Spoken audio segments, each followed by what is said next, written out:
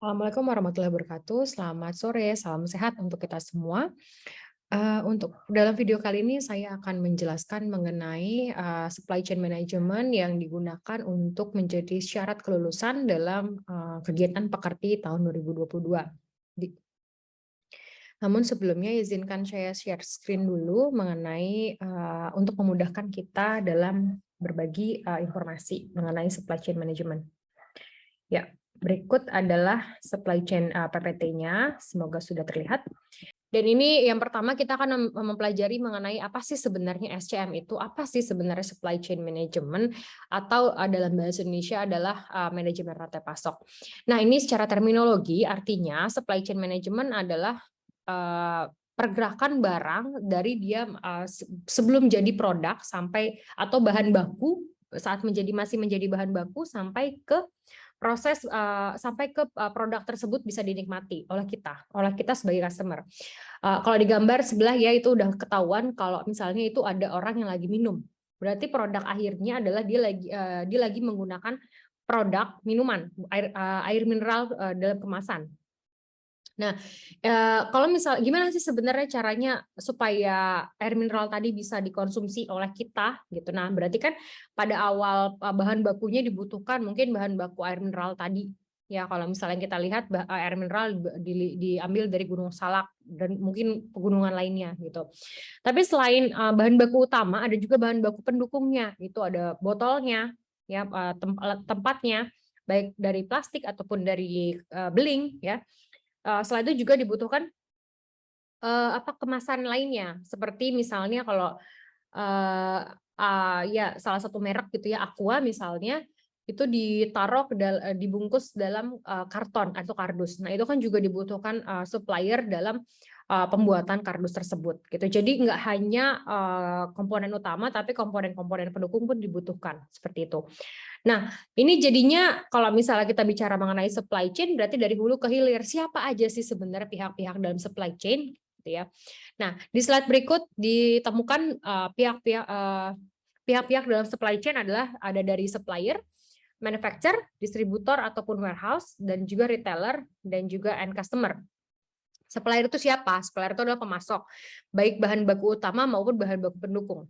Nah, manufacturer tadi kalau misalnya kita contohnya adalah Aqua, berarti manufacturer adalah Danone, ya kan? Jadi dia punya pabrik sendiri untuk memproduksi air mineral tadi.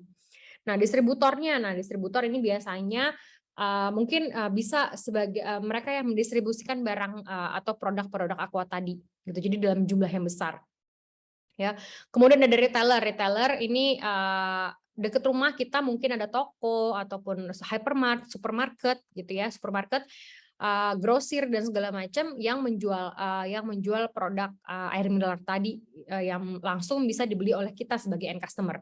Jadi mungkin nggak end customer atau kita itu beli langsung ke warehouse? Ya mungkin aja, tapi coba dilihat apakah ada terminologi atau ada syarat tertentu misalnya mengenai jumlah yang minimal yang harus dibeli. Ya, mungkin kita kalau dari secara rumahan hanya butuh 10 kardus mungkin satu bulan gitu ya. Tapi ternyata minimal pembelian dari distributor adalah 1.000 atau 10.000 kardus kan. Jadi nggak mungkin untuk kita beli secara ketengan ataupun eceran gitu. Nah itu, jadi itulah tugas dari retailer bisa memenuhi kebutuhan kita sebagai customer yang mungkin kebutuhannya kecil-kecil ya, kebutuhan rumahan aja gitu.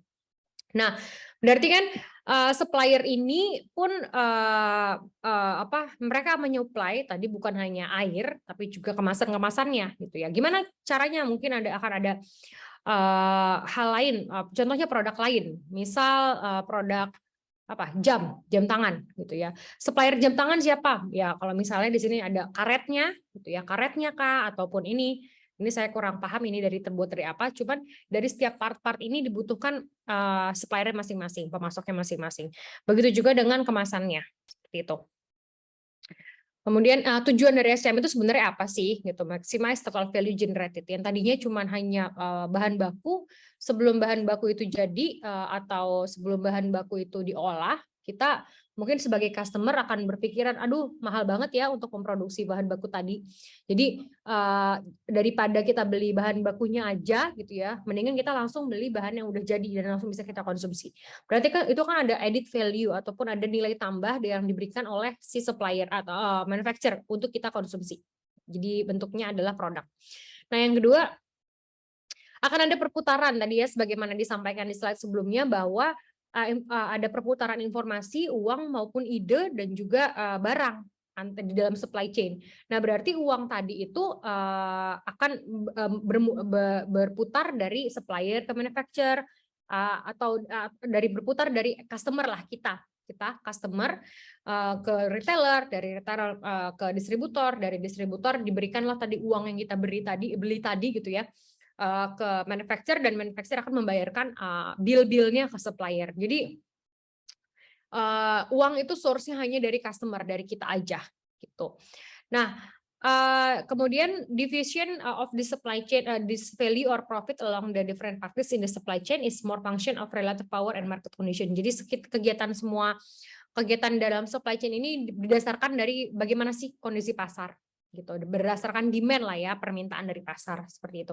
Kalau misalnya permintaan akan aqua atau air mineral tadi menurun saat ya pada waktu-waktu tertentu gitu ya, itu akan dijadikan sebagai apa ya, tolak ukur ya untuk produksi di kedepannya gitu.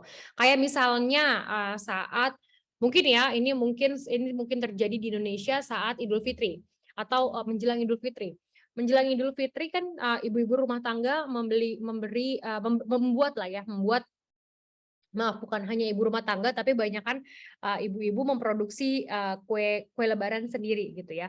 Nah, untuk memproduksi kue lebaran tersebut itu kan dibutuhkan banyak sekali raw material atau bahan bakunya, tepung terigu, coklat dan segala macam, tergantung dengan jenisnya, jenis kuenya. Misal mau bikin nastar, berarti akan ada tepung terigu, mentega, butter, dan juga nanasnya ya, selain nanasnya gitu. Nah, mungkin pada saat bulan Ramadan atau 1 bulan sebelum bulan Ramadan, permintaan akan bahan baku tersebut meningkat gitu. Nah, berarti kan hal tersebut bergantung pada kondisi market saat pada waktu tersebut gitu ya. Jadi sebelum datangnya Lebaran, atau manufacturer yang membuat tepung terigu selain nanas dan segala macamnya tadi sebagai bahan baku pembuatan nastar, mereka bisa mendabelkan ya, menggenjot produksi mereka untuk dapat memenuhi kebutuhan customer seperti itu.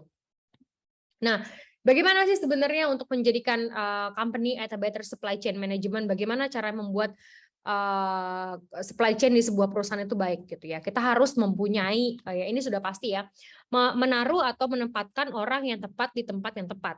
Misalnya orang yang suka negosiasi, dia bisa bargaining. Ada baiknya ditaruh di bagian yang suka nego atau purchasing ya, atau procurement untuk membeli sebuah barang gitu. Waktu saat memberi raw material untuk atau pencarian supplier, itu bisa mereka ditaruh di sana gitu. Tapi teman-teman yang memang IT minded itu mungkin bisa ditaruhnya di di bagian IT aja. Itu jangan pernah naruh di tempat yang memang interaksi dengan customer ataupun dengan orang eksternal banyak gitu. Nah, putting direct technology in place, teman-teman IT mungkin atau di dalam supply chain kita sudah tahu bahwa ada perputaran banyak ya tadi, informasi, uang, ide, dan produk gitu. Nah, perputaran tadi mungkin akan terjadi miskomunikasi ya kalau misalnya tidak didasari oleh atau tidak didukung oleh IT atau information system yang mumpuni gitu. Ternyata bisa terjadi seperti ini. Permintaan di dalam retailer di daerah rumah saya mungkin gitu ya, akan produk air mineral tadi meningkat dalam hari ini gitu. Nah, berarti untuk stok besok hari habis atau stok 2 hari kemudian diperkirakan akan habis. Nah, pada malam itu juga tim retail dari hypermarket atau supermarket, minimarket dekat rumah saya menginput data kebutuhan. Nah, kalau misalnya hanya via chat mungkin akan tidak terbaca. Tapi kalau misalnya mereka menginput dalam sistem yang terintegrasi ya, maksudnya underline, sistem yang terintegrasi oleh semua pihak gitu ya, dalam supply chain, semua akan mendapat alert atau peringatan yang sama. Peringatan mungkin bisa dapat alert dengan tanda seru warna merah gitu ya, bahwa yang menyatakan bahwa kebutuhan meningkat di hari ini dan harus disuplai besok hari atau keesokan harinya, 2 hari kemudian maksimal, gitu, supaya customer tetap puas atau tetap dapat membeli produk tersebut, menikmati produk tersebut. Gitu. Dan juga ini diperlukan ya yang ketiga ya, fokusin on internal collaboration, diperlukan kolaborasi internal dengan antar internal perusahaan, gitu ya. Jadi antar tim itu harus solid karena tadi balik ke gigi yang nomor 2, informasi itu banyak mengalir dengan cepat gitu ya. Kalau misalnya tim di internal kita tidak solid, ini mungkin akan susah untuk dapat mewujudkan permintaan customer tadi. Nah, yang selanjutnya directing external collaboration. Nah, internal sudah oke, berarti kita harus mencari eksternal atau kolaborasi di luar kantor atau luar company, luar manufacturer. Kolaborasi dengan siapa? Supplier bisa, ya. Kemudian bisa juga dengan distributor lainnya, dengan retail gitu ya, mencari market pasar market lainnya atau pasar lainnya seperti itu. Selain itu juga diperlukan project management. Jadi diperlukan ada, kalau project management berarti kita ngomongin masalah biaya, kita ngomongin masalah waktu, dan juga kita bicara mengenai punctuality lah ya, waktu dan juga cara supaya satu proses itu terjadi dengan timeline yang semestinya gitu. Nah, demikian dari saya. Jika ada yang ingin ditanyakan atau disampaikan, boleh kita lanjut di LMS ataupun e-learning management system kita, atau bisa langsung